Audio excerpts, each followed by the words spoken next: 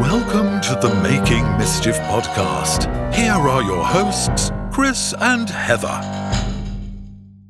Welcome to the Making Mischief podcast, where we're going to talk all things Mischief toys. Yeah, we are the owners of Mischief Toys, Chris and Heather Gast. We are married, and that's all.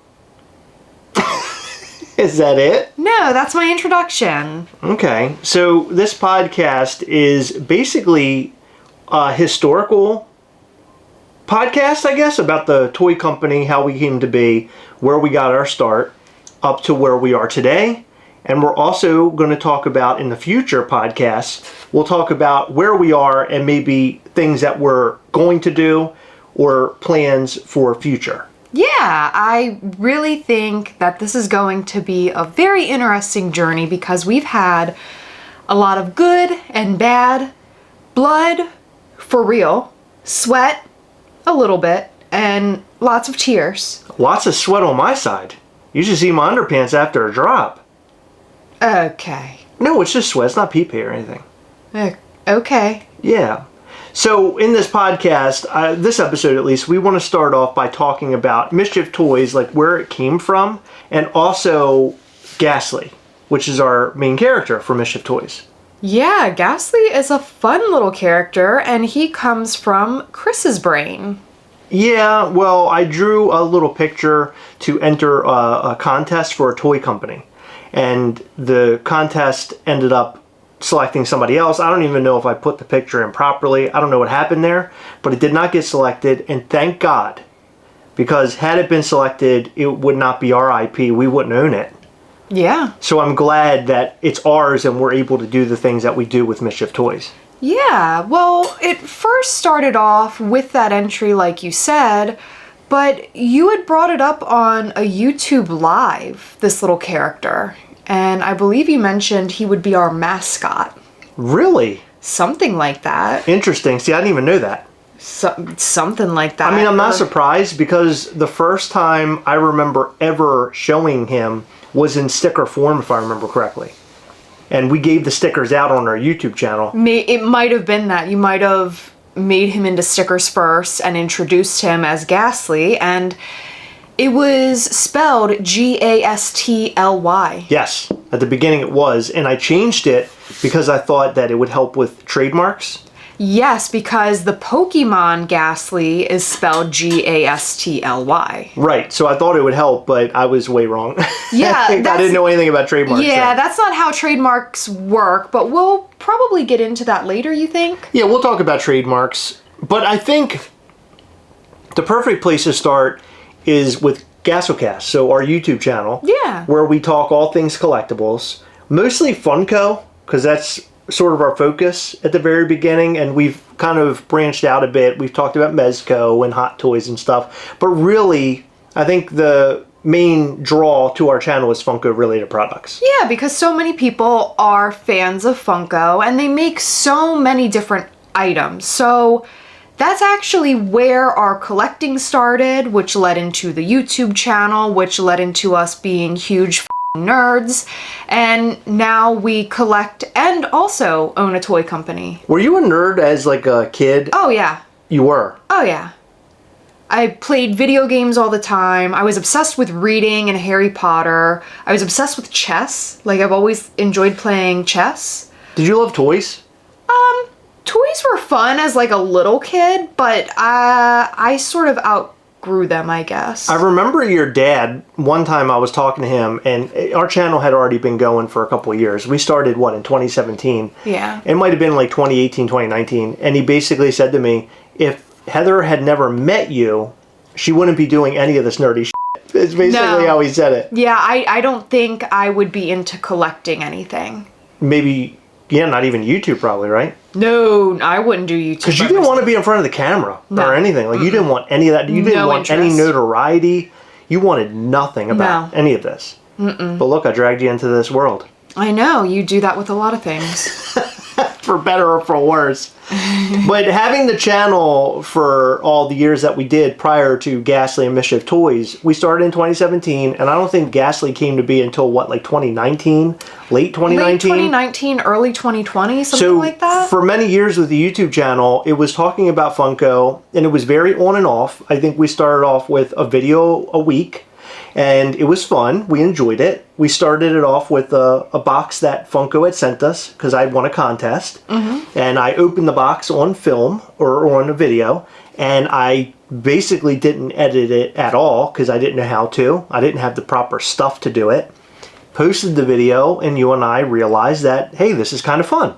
Yeah. Let's keep doing this. Well, you came to me one day, I remember very specifically, and you said, Heather, you're going to think I'm crazy. And I'm like, oh my God, like, where does he want to go this weekend? Like, what are we doing? What is so insane?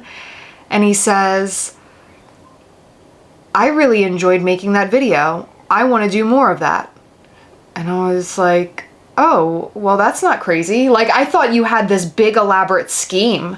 But no, It was just, let's continue recording videos. Let's make more content. Yeah, and I was open to it, but I didn't really understand it, I guess. Yeah, well, I mean, realistically, back then I didn't understand it either. It was really just unboxing the new things that we picked up and showing our excitement for it. And now, all these years later, it's turned into us being like a newscast for Funko and stuff like that. And realistically, I say this to a lot of people, this podcast, you know, Mischief Toys, none of this would be possible if it weren't for Gastlecast and the people who follows us, people who have basically, you know, shown us love and support. We wouldn't be here. If we came, you know, out of nowhere with a toy, Ghastly, just out of nowhere, no one knows who the hell we are or anything, that toy would not take off. And I've talked to so many people who sort of just started from nowhere, and they have virtually had, like, they've had some notoriety, and people do buy some of them, but they don't fly off the shelves quite as fast as Ghastly for Mischief Toys. It was a very hard start for a lot of them, but luckily, I think I know a handful of who you're thinking of, and they've become pretty successful, all of them, which is incredible to me. And honestly, I did not think that Ghastly would be successful for us. Why did you think that? We'll probably get into that in a later episode. I just didn't. Oh, interesting. Yeah. So Ghastly started off as a drawing, as I'd mentioned, then became a sticker. And when we gave him away as a sticker to our YouTube viewers, people seemed to be really down with him. And I believe in a live somewhere, we asked, what do you guys think if we made him into a pin? Yes. Actually, so we announced our first set of pins. I guess you had mentioned this prior. Maybe it was like super early 2020, maybe January or February, or maybe late 2019. I don't really remember exactly when the sticker thing happened. But we announced the first set of pins in April. It was April 23rd of 2020. Interesting, really? But we didn't put them up for sale. You just mentioned it. Wow, okay. Yeah. Yeah, because when we put up the pins, it was sort of just like a fun thing to do. Let's take this character and see what people would be interested in. Would they be interested in the pins? Would they be interested in taking it further? And us selling multiple sets of pins is what ended up giving us the money we needed to make a mold of the Ghastly toy.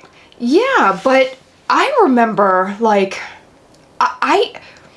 I remember being sort of blindsided by the idea of the pin. For some reason, I don't know if we communicated very well about that. Like, I thought it was just an idea for you. But then all of a sudden you were like, oh yeah, I paid for the pins.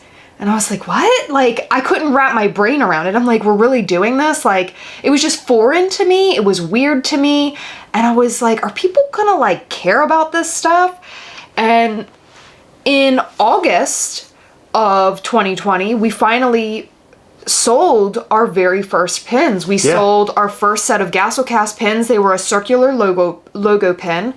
We had 40 white with the black logo. It's like our silhouettes for Gastlecast. Yeah. And then we had black with a white logo. And we also had glow-in-the-dark pins. Oh, right. So, it was like a chase pin. Yeah, it was 40 black, 40 white, and 20 glow. And then we also released the very first set of Ghastly pins, which were basic Ghastly, which was red and yellow. And I think there was blue, green, and pink? Something like that, or purple, or something. Gosh, I don't quite remember, which is really crazy. We never kept any of the first pins. But the backing that those pins came on were made at a local shop. They were basically materials that were being thrown away. And they decided, a friend back then, we don't talk to him anymore, but he basically took this material, cut it up, and printed backings on it. And so the pins would come in from the manufacturer overseas, and then he would make those backings. And I always thought that was so cool. It was such a homegrown, sort of thrown together sort of thing at the very beginning. Because we didn't know what we were doing. We didn't even know to ask for backings for pins. We just had pins made. Yeah, and the Gastlecast ones, I don't think all of them had backings. That was a really weird situation because I think some came on backings and some didn't. Right. And they were these little, I want to say they were like 3 by 3 inch or 2 by 3 inch or something backings, but they all said Ghastly in quotation marks. Yes. Which was weird. I didn't understand the quotation marks. I was like, what is this? Because we made the same backing for like virtually everything we did. Yes. And we used it for all sorts of things. Well, except the 4-packs, because the initial 4-pack, I was right, I found a picture of it. He's red, green, pink, and blue. Oh, wow. Is what we had. And we announced them, or you announced them in the Gastlecast We Hunt Together Facebook group April 23rd. Oh, so I guess April 22nd we officially announced them on YouTube. Okay. And our friend had helped us do that because he worked at a place that manufactured pins and like trophies and challenge coins. Yeah, a local business. And they were really good to us. They helped us out a lot in the very beginning. Sort of getting our, feet planted into how to do all the things about like manufacturing, dealing with manufacturers. That's a whole thing. It's a learning curve, especially when it comes to the language barrier. Yes. But I feel like we've grown a lot, since then. But back then, it was so foreign to us. And trying to figure out how to get pins made, and then we had a friend that was helping us with that. And then when we had the pins made, then it was like, well, how do we sell these things? Like, do people even care? Yeah. So our very first pin set for Ghastly, in August is when we put them up for sale. And we put them up for sale on these, like, it was a backing. It said the Gastlecast and it said Ghastly. Yeah. It was very bland, and we had 25 sets. We didn't keep one set for us. Wow, really? Not one set for us. We sold all of them, apparently. And you posted on August 7th in the Gastlecast We Hunt Together group, first series of Ghastly pins are ready, 25 sets total. Can't wait to get these to the folks who purchased them. Each pin set has been hand numbered. Wait a minute, so we announced them in April? Yeah, we got the final artwork in May. Wow, it took that long to make pins. Yeah, but keep in mind, this was during the pandemic. Right. So there were shutdowns and everything happening.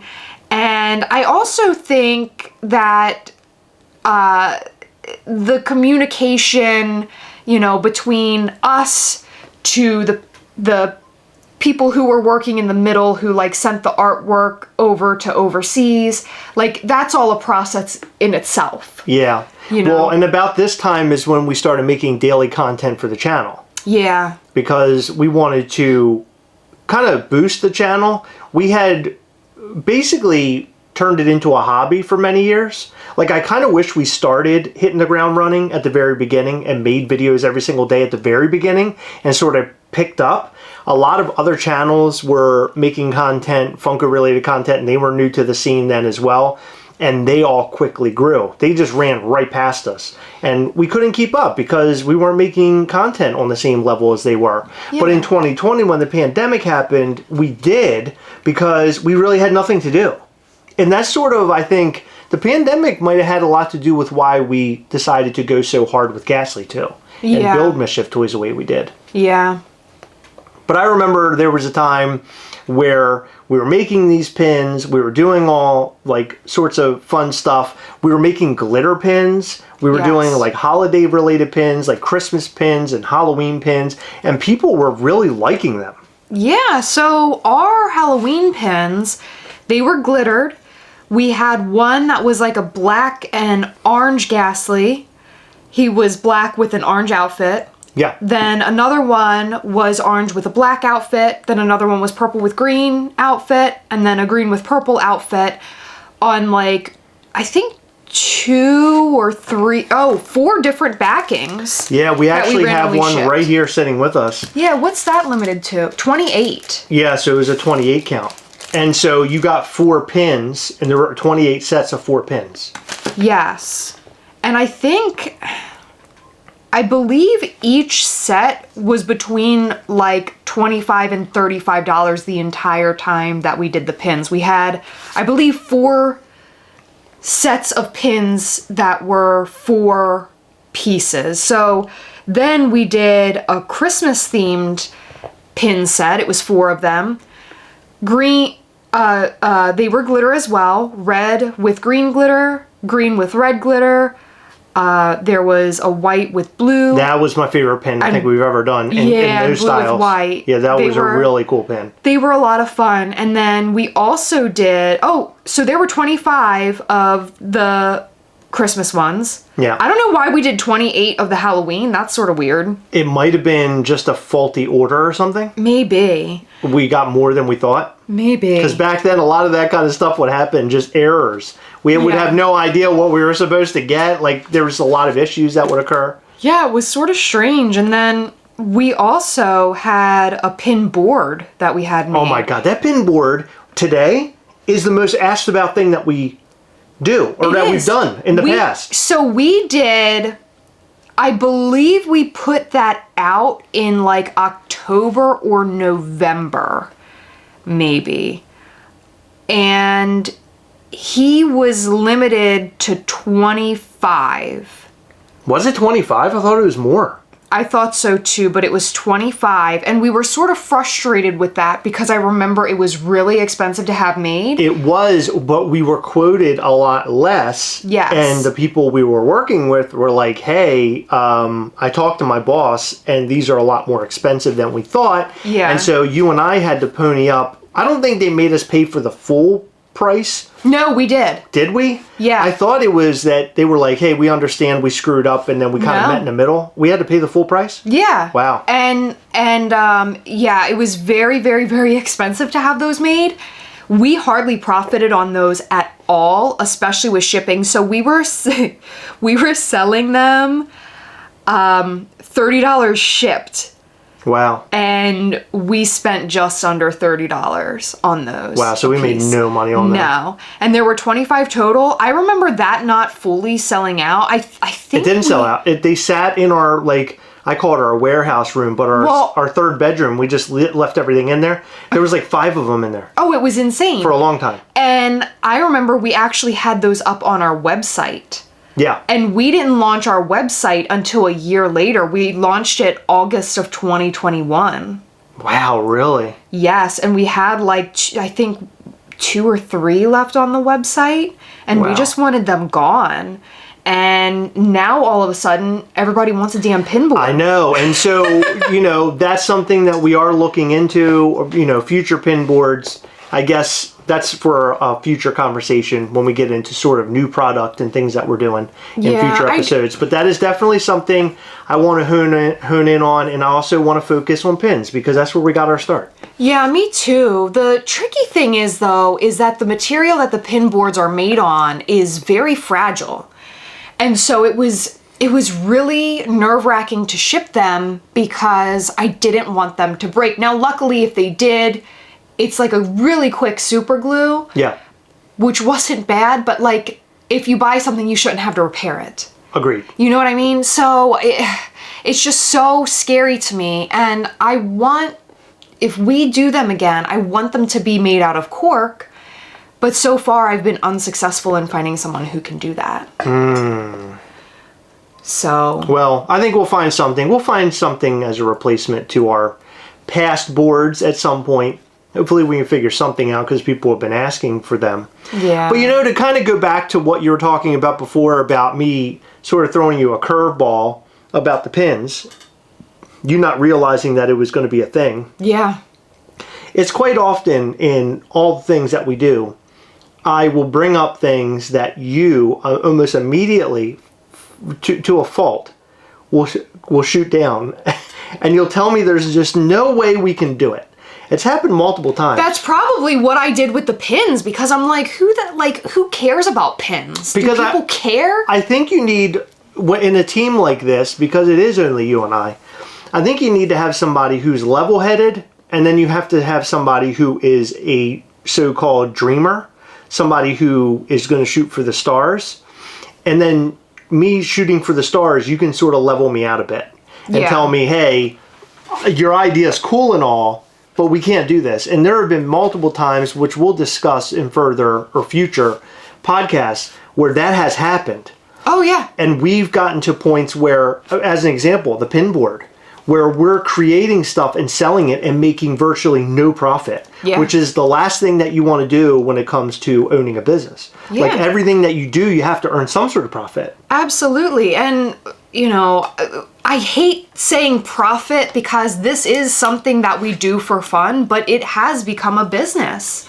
So, You're talking about Mischief Toys? Yes. No, Mischief Toys is a business. What are you talking about? It's a business. This is what I want to build so I can not do my day job anymore. No, I Out of your mind? understand that. But in the beginning, I just thought this was like, just a little thing. Like, I didn't think that we were going to be anything. At the time of making pins, I didn't think that it would become a true business. Yeah. At the time that we were talking about making a mold to make a toy, I knew that eventually it had to become a business. Because at that point, I didn't think that was happening. I knew for a fact, because if we got into the designer toy industry and we're making figures and stuff, we know a lot of the other key players in the industry. And that sort of is another part that got us to where we are today, is we did interview series with Reese O'Brien was one of them, and Connor McConnell from Abominable Toys. And Jason from Barely Available. Jason from Barely Available, yep, absolutely. We talked to all three of those guys, all great guys, by the way. Their interview sessions with us were just amazing, and we appreciate them for that. Hopefully we can do that again on Gastlecast. I really like those guys.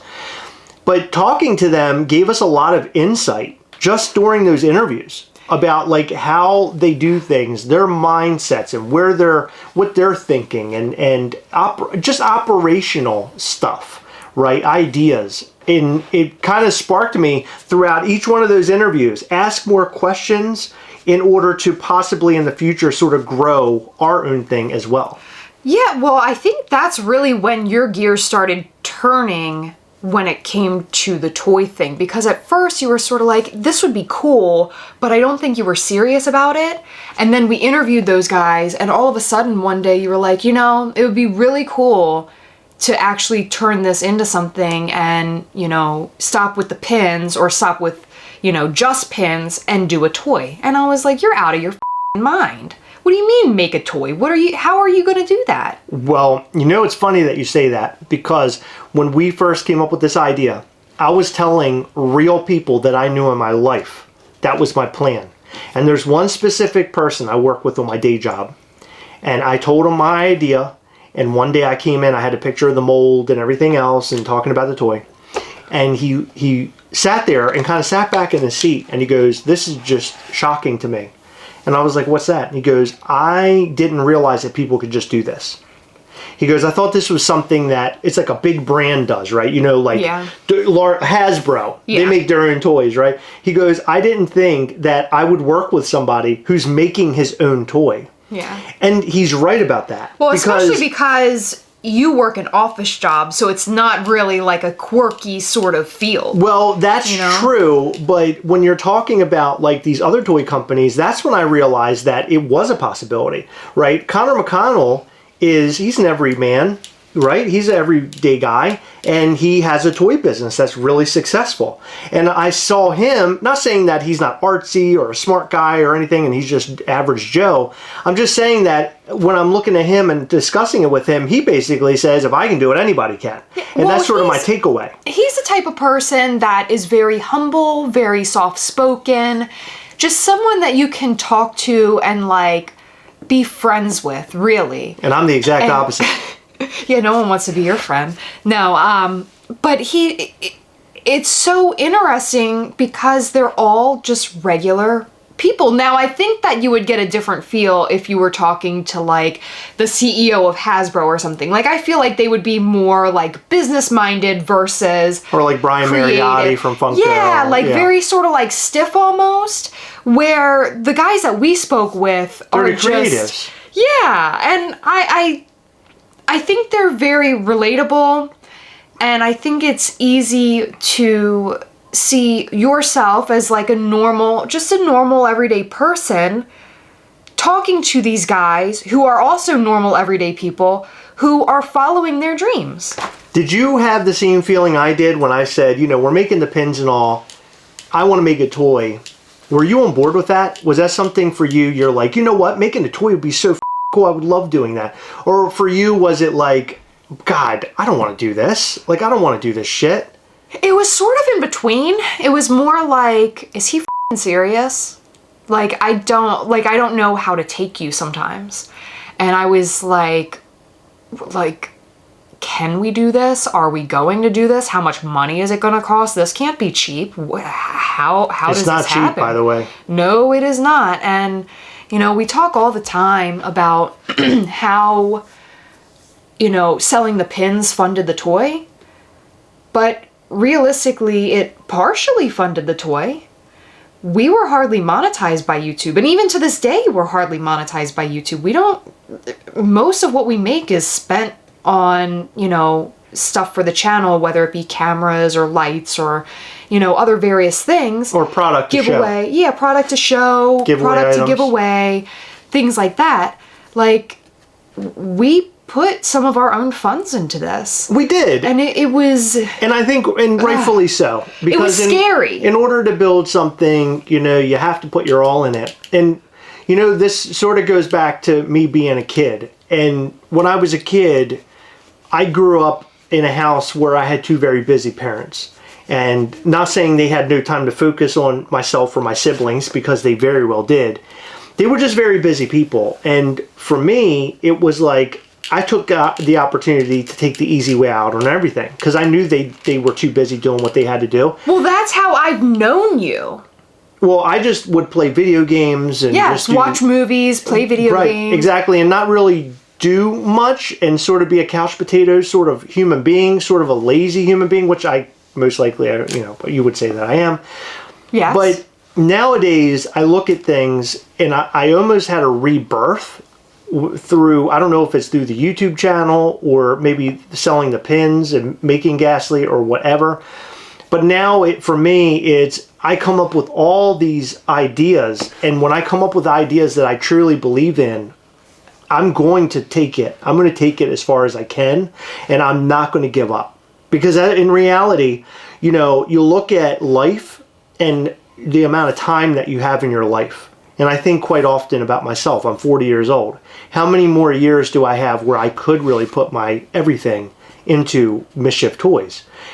And that time isn't as long as I wish it were. I wish that I was 20-something and I was doing this. Yeah. Instead, I'm 40, going on to 40, and I'm doing this. Well, that's because you've been lazy until now. Yeah, exactly. That's my point. Is that now that I have this headstrong mentality and attitude, I want to go hardcore with this. And I'm not going to falter, and I'm not going to give up, and I'm going to put everything I have into it, including money and physically, mentally. Put everything I can into it because I believe in this. I believe in you and I. Okay? You and I, if it weren't for us, we wouldn't, if it weren't for us being as headstrong as we are, we wouldn't be able to do what we're doing. Yeah. There are a lot of people out there who just give up on shit. I watch people, I hear people often. Even, people that I know, friends that I know. I know a couple people who want to get involved in some sort of business sort of thing, like a small business. And every time I talk to him, like, oh yeah, I'm thinking about it. And then I go back to him a few weeks later. Hey, so any thoughts on that? Well, nah, yeah, you know, they're still dragging their feet. And I'm like, you know what? Just pick it up and go. Just do it. What is it? Yeah. What do you have to lose? If you have a couple extra dollars, if you have like extra time, you don't even need a whole lot of money to get stuff like this off the ground. Well, businesses, for example, sole proprietorship, it doesn't cost any money to start. No. You basically just register your name with the state. They have to approve it, and then they're like, okay, you know, this is what you are. And that's when, I mean, of course you need to take money to actually do whatever you're going to do. Yeah. But, I mean, actually registering a business under sole proprietorship is no money. Right. Well, I mean, for me, At least in it's, our state. you know, it's important for me to follow this through, especially Mischief Toys. Gastlecast also, but Mischief Toys especially.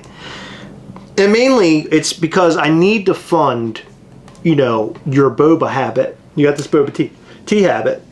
You do And I have to a fund point. you. Yeah. I do like a good Thai tea with some boba in You're it. unbelievable with that tea.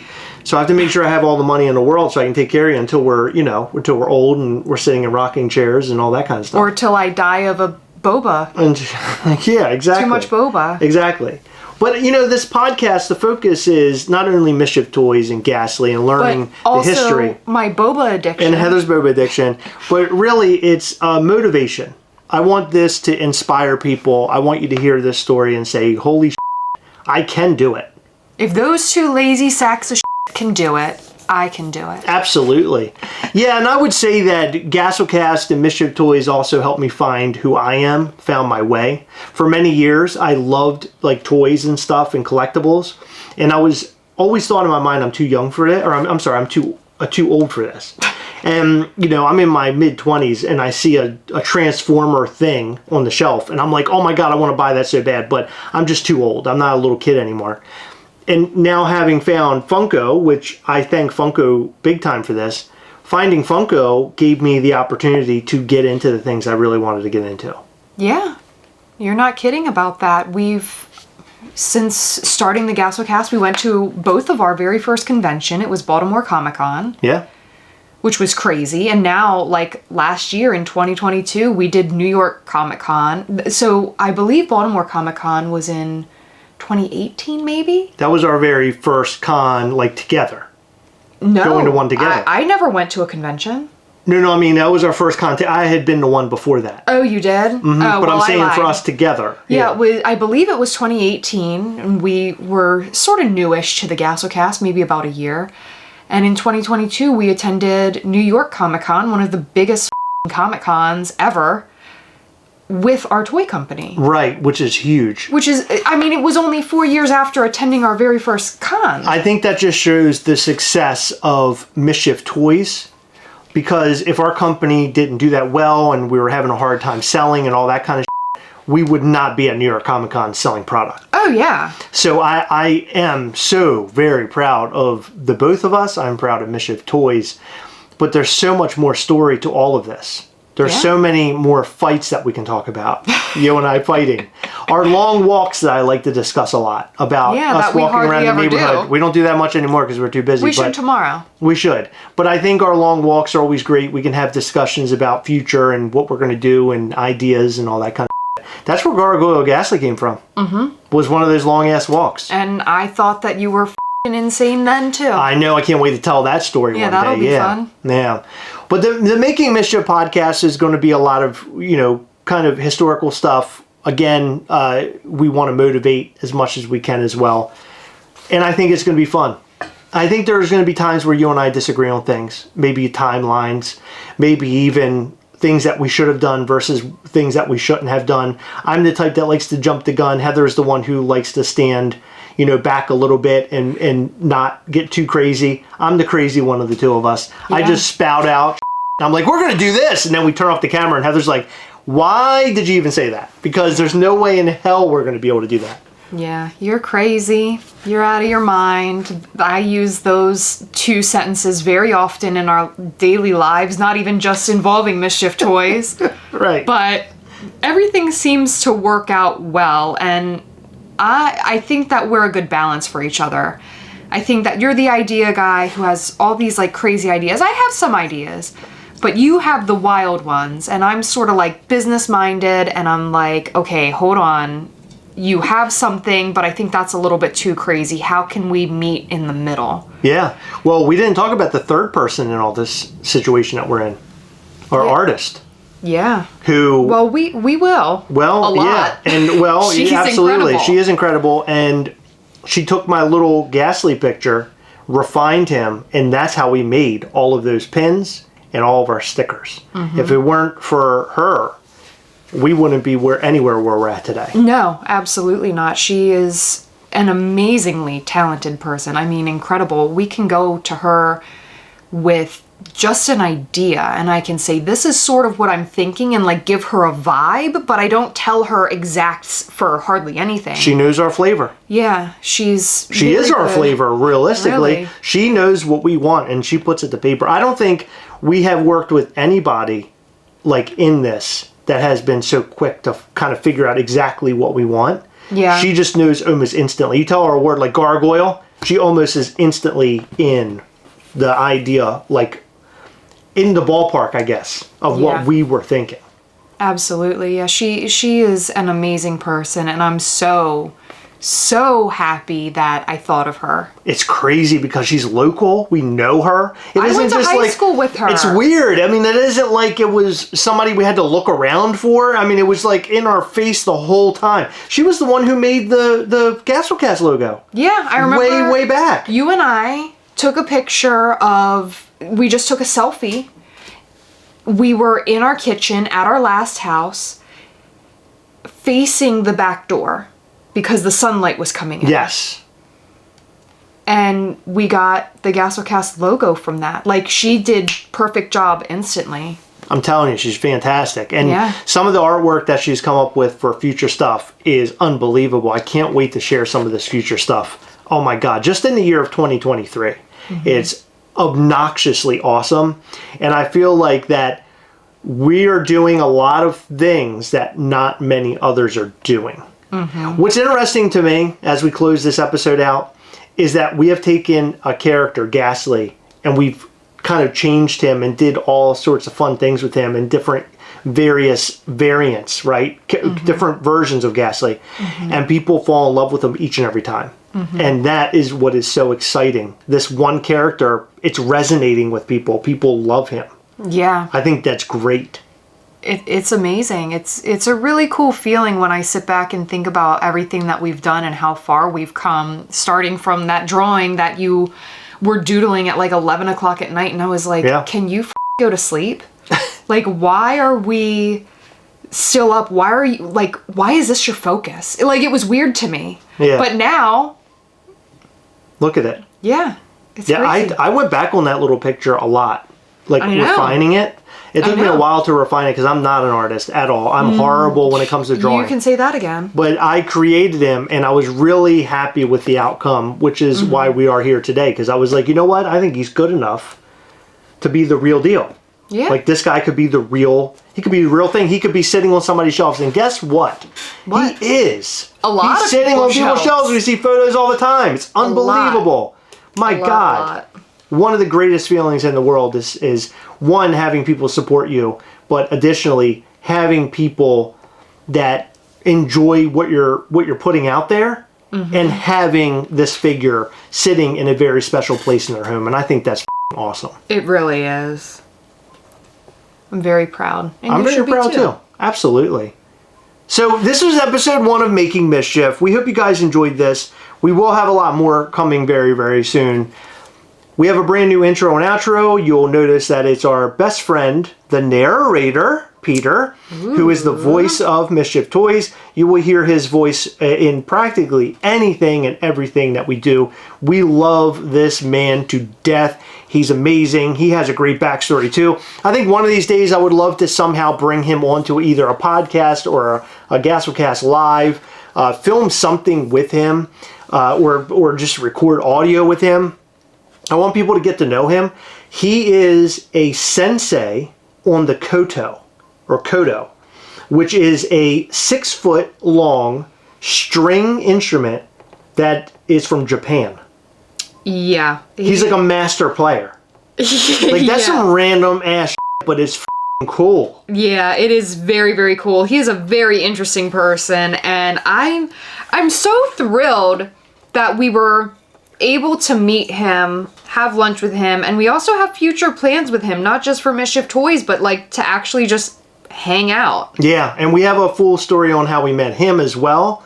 Our kind of run-in with fate, I guess.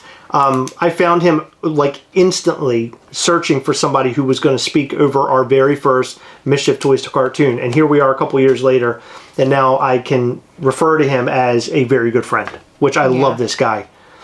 But that's the end of this episode. Yeah. And I hope you guys enjoyed it. We'll be back every single week with a brand new episode. We're going to post it both on YouTube and also on all podcast outlets, I guess? Is that platforms? We'll post it all over podcast platforms so you can listen to it on your drive or you can watch it on YouTube.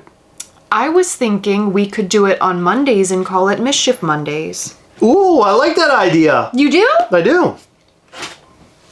It's a great plan, idea. Stan. Listen to that. If you're listening to this, you just heard a high five from Heather and I. And it wasn't that awkward. There have been many times where we try to high five each other, we miss. Yeah. Seriously, it's a real thing. It actually happens. Thank you guys so much for your support. And we love you, and you guys are the best. Oh, hey, before we go, make sure you follow us on Instagram at Making Mischief Pod. Yes, go and check that out. We have a brand new Instagram page specifically for the podcast. I'm already screwing up. We want you guys to follow it and keep up with the podcast that way. Please do. So not only are we going to announce when we have different episodes, brand new episodes, but we're also going to post some photographs of what we talk about in each episode. So on there, at the time of this posting, you'll be able to see some of our very first pin sets, a couple of pieces of artwork from the very first pins that we made. So it's going to be a lot of fun. And in the future, we also have different toy-related things to share, such as our very first photos of Gastly that we received, him being in like molded form, his very first colors. Yeah, coming up with his colors. Stuff. Yeah, so it's going to be a lot of fun. So make sure you head over there to check it out. Yeah, so the next episode, we're going to start talking about how we got into making a mold of Ghastly. And it's one crazy story that took about a year for it to be made. I think it was a bit longer. Yeah, it was a long, long time. Like a lot longer than I ever expected. But we'll talk about all of that and more again here on Making Mischief Podcast. Guys, remember, make mischief. Keep current with Mischief Toys by following at Mischief Toys on Instagram and by joining our newsletter on mischieftoys.com. Thank you for listening to the Making Mischief podcast, and remember to make mischief.